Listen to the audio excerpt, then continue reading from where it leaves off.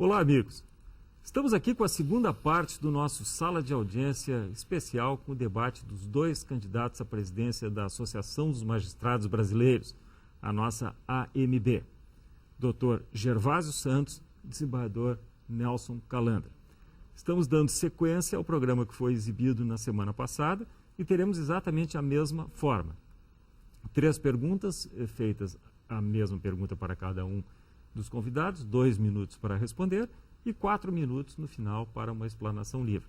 Inverteremos a ordem. No programa anterior falou primeiro o desembargador Calandra e depois o Dr. Gervásio, agora faremos o contrário. Todas as perguntas serão respondidas primeiro pelo Dr. Gervásio e depois pelo desembargador Nelson Calandra. A primeira pergunta que eu faço, Dr. Gervásio Santos, é a seguinte: como a sua gestão pretende relacionar-se com o poder executivo e principalmente com o poder legislativo? Ok. Essa pergunta é extremamente oportuna na continuação desse debate. A quem eu quero, antes de mais nada, saudar a você, desembargador Túlio, ao senhor desembargador Túlio e ao senhor desembargador Calandra, nosso adversário, mas de alguma maneira também priva das nossas relações de amizade. O primeiro aspecto que é fundamental que nos lembremos é de que nós teremos no próximo legislatura o debate do Estatuto da Magistratura. E nós temos a compreensão de que a AMB é uma entidade suficientemente forte para fazer a representação da magistratura. E nós já começamos o contato com as lideranças partidárias no sentido de apresentar a elas todas as nossas propostas e o que nós pensamos da importância de mantermos as garantias e as prerrogativas da magistratura. Por quê? Porque manter as prerrogativas da magistratura é, ao fim e ao cabo, defender o próprio Estado democrático de direito. Nós temos a consciência de que os embates com o Executivo, os embates com o Legislativo, são embates que devem ser levados em alto nível, mas nós não podemos deixar de reconhecer de que a conciliação, o diálogo é sempre o melhor caminho. Agora, em todos os momentos em que isso não for possível, nós vamos chamar a sociedade para que a sociedade participe desse debate e perceba de que a defesa das prerrogativas se faz defendendo a própria sociedade, se faz defendendo o próprio Estado Democrático de Direito. A nossa chapa, a AMB com você, é uma chapa que tem propostas claras. Democratização interna do Poder Judiciário, nós somos contra a permanência do 5º Constitucional, nós somos contra a aposentadoria compulsória, nós queremos igualdade de tratamento entre magistrados de 1º grau e magistrados de 2º grau, nós queremos melhores condições de trabalho e nós queremos melhorar o serviço que prestamos à sociedade. Agora, para isso, é necessário dotar cada juiz e cada juíza, em qualquer que seja o Estado da Federação, de condições efetivas para que possa realmente prestar um serviço de qualidade à sociedade. Nós vamos fazer porque temos a convicção da importância da nossa entidade na construção do papel democrático. Outra questão é o seguinte: as cortes superiores, o CNJ, o Estatuto, a Lei Orgânica da Magistratura, são claros no sentido de que a magistratura é uma só. Mas mesmo assim, na questão do subsídio, existe uma dificuldade, porque alguns juízes têm o reajuste automaticamente, de acordo com os reajustes do Supremo Tribunal Federal, e outros não. A indagação é a seguinte: a questão dos subsídios e especialmente o ponto da automaticidade. Como será tratado? Esse ponto é um ponto que é o primeiro ponto do nosso programa, é justamente a automaticidade do subsídio. Nós conseguimos implantar isso no estado do Maranhão, que foi o 2º estado da federação a ter subsídio. Só para se ter uma ideia, o juiz substituto, que há 4 anos atrás recebia um determinado valor, hoje recebe praticamente o dobro desse valor em razão da implantação do subsídio e da diminuição de entranças e do percentual entre entranças. A nossa tese é de que a automaticidade do subsídio ela deve ser implantada a todos os estados da federação. Afinal de contas, há uma decisão do Supremo Tribunal Federal considerando a magistratura como nacional. Se é nacional para os ônus, também deve ser nacional para os bônus. E eu faço um convite ao nosso telespectador para que vá até o nosso site www.mbcomvocê.com.br e verá no nosso programa que este é o primeiro item do programa, de tal sorte a importância que nós dedicamos a este tema. Diferente do que aconteceu em vários estados, inclusive aqui no Rio Grande do Sul, que só recentemente foi implantado o subsídio. Nós precisamos ter a compreensão de que o magistrado ele é um profissional qualificado. Ninguém gostaria de ser julgado, ninguém gostaria de ter a sua causa decidida por alguém que não tivesse preparo, por alguém que não tivesse a competência necessária. Mas é preciso lembrar que, para atrair bons profissionais, para atrair bons juízes, é necessário valorizar a carreira. E um dos mecanismos em que se valoriza a carreira é justamente tendo bons subsídios e garantindo a previdência ao fim e ao cabo da prestação do serviço jurisdicional, ou seja, garantindo que o magistrado, quando se aposente, tenha a segurança de se aposentar com o mesmo salário que se encontrava na ativa, garantindo a integralidade e a paridade. Por isso nós compreendemos de que essa questão ela é fundamental para a valorização da carreira, para a valorização do poder e, por que não dizer, para a valorização da própria democracia brasileira. Uma pergunta que interessa muito de perto a magistratura, e particularmente a magistratura de primeiro grau, é uma série de vantagens que foram concedidas ao Ministério Público Federal, auxílios de diversa natureza, diárias, difícil provimento, etc. Doutor Gervásio, qual é a posição da sua chapa em relação a isso e não só ao que foi concedido no Ministério Público, mas principalmente a possibilidade de extensão, evidentemente, à magistratura em geral? Desembargador Túlio, hoje nós, da magistratura, corremos atrás do Ministério Público. E eu fico me perguntando quais as razões pelas quais isso acontece. Não é a falta de atuação da MB, não é a falta de atuação das associações estaduais, mas é o fato de que no Ministério Público é uma via de mão dupla.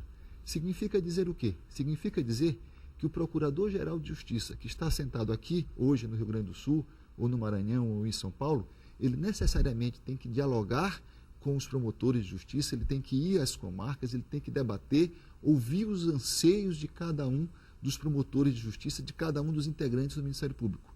No âmbito do Judiciário, nós não temos isso. No âmbito do Judiciário, as administrações são eleitas apenas por um pequeno colegiado. A grande massa da magistratura não participa do processo eleitoral. Isso significa o quê? Significa que nós acabamos não tendo as nossas reivindicações, anseios, atendidas pelas nossas administrações.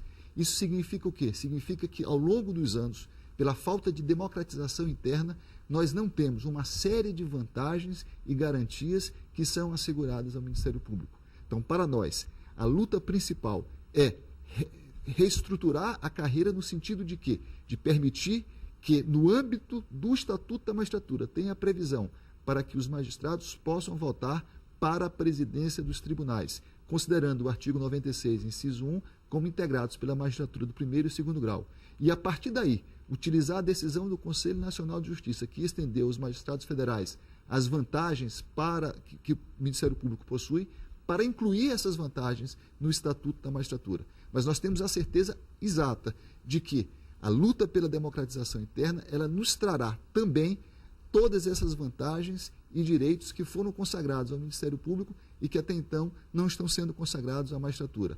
Nós iremos lutar em dois frontes. O primeiro, o Estatuto da Magistratura, e o segundo, na democratização interna. Vamos agora para o encerramento do programa. 4 minutos para que cada candidato fale sobre qualquer assunto de seu interesse, uma explanação livre, invertendo a ordem do programa anterior. Falará primeiro o doutor Gervásio Santos e depois, encerrando, o desembargador Nelson Calan. Palavra com o senhor, doutor Gervásio. O juiz e a juíza brasileira que estão nos assistindo estão fazendo a seguinte pergunta: qual é a diferença entre as duas chapas? Por que eu devo votar na chapa B com você? E eu respondo: o nosso programa, ele traz pontos que são fundamentais para a nossa carreira. Por exemplo, no nosso programa está o compromisso pela luta pelas eleições diretas para a presidência dos tribunais. No programa da nossa chapa adversária não há sequer uma palavra sobre essa questão. No nosso programa há o compromisso pela luta pelo fim constitucional, pelo fim do quinto constitucional. No nosso programa não há sequer, no programa da chapa adversária, não há sequer uma palavra sobre essa questão. No nosso programa, nós nos posicionamos de forma clara contra a elevação da aposentadoria compulsória com 75 anos. Na nossa chapa adversária, não há uma referência a esse respeito. Pelo contrário, o que nós temos é um posicionamento dúbio a respeito dessa questão.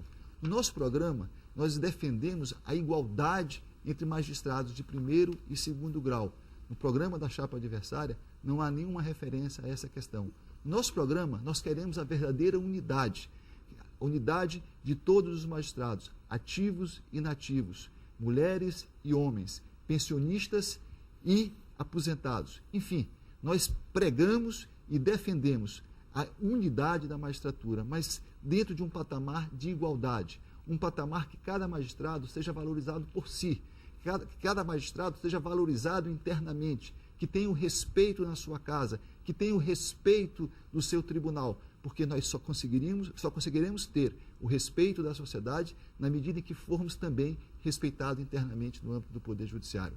É preciso lembrar de que a magistratura brasileira tem um papel fundamental na estabilidade deste país. Não há democracia sem magistratura independente e autônoma, assim como também não há magistratura independente e autônoma sem um Estado democrático de direito. Somos duas faces de uma mesma moeda. Por isso, ao defendermos as prerrogativas, ao defendermos os direitos dos magistrados, as garantias, nós também estaremos defendendo a própria democracia brasileira. E é preciso fazer um discurso, uma reengenharia do nosso discurso, de tal sorte que a sociedade, que o parlamento, que as instituições democráticas, que as entidades da sociedade civil compreendam a importância de termos uma magistratura forte, uma magistratura independente, uma magistratura autônoma, uma magistratura que seja respeitada dentro do judiciário e fora do judiciário. Afinal de contas, nós somos os juízes mais produtivos do mundo e quem diz isso é o próprio Banco Mundial. O CNJ publicou recentemente o relatório Justiça em Números, 2009, e lá está dito de forma clara de que o juiz brasileiro julga por mês, por ano, mais de 1.500 ações. Este é um recorde mundial e precisamos valorizar esse magistrado. E ele julga sem as condições adequadas, ele julga com ferramentas que são típicas do século XX, ele julga com todas as dificuldades inerentes à própria atividade judicante. Isso demonstra o valor do magistrado brasileiro, isso demonstra o nosso compromisso com cada juiz e juíza neste país. Isso demonstra de que nós teremos condições, por conhecer a realidade de cada um deles, por sermos magistrados que dedicou a sua vida a essa profissão, nós teremos condições de fazer a defesa da magistratura, quer no Congresso Nacional, quer diante da sociedade, quer na discussão com todas as demais instituições democráticas. É preciso que o magistrado brasileiro compreenda o momento, a importância que nós estamos passando. Esta é uma eleição fundamental, não apenas para a MB, mas para a própria magistratura. E a nossa eleição significará a vitória da própria magistratura brasileira. Eu agradeço a Júris, que muito me honrou com o convite para que apresentasse hoje aqui esse programa, com dois colegas tão gentis, tão preparados, que com certeza subsidiaram os colegas que votarão, aos juízes que estão aqui presentes, a Carol, que nos produziu, o pessoal da Lumiere e a Ana Cristina Rosa, que me acompanhou. Muito obrigado. Um brinde à vida. Um abraço, saúde, um brinde, evidentemente, a todos nós. Sucesso pessoal a todos. Muito obrigado.